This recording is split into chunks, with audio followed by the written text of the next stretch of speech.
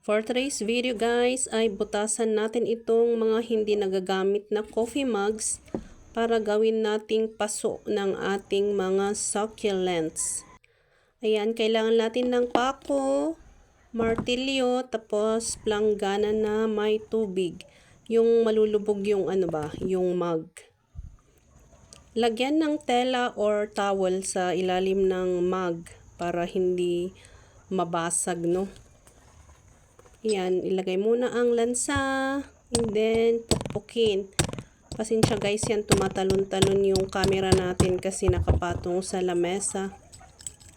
Dahil maliit ang ating pako, ay kailangan nating gawan ng paraan para medyo lumaki yung butas, no? Galaw-galawin lang natin guys, parang ganyan ba. Maganda kasi ang ceramic sa sa mga succulents.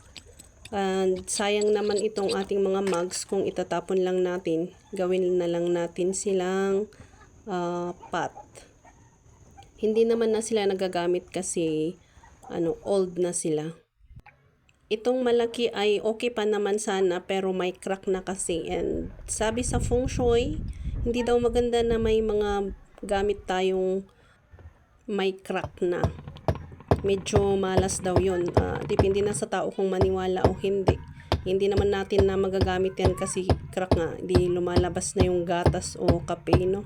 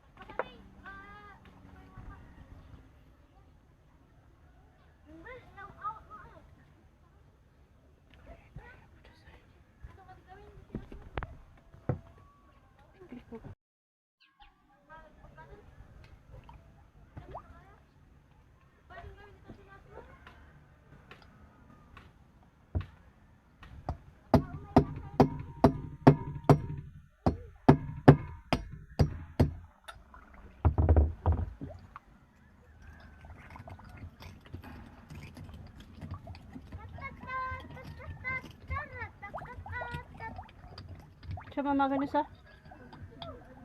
Na? Very good.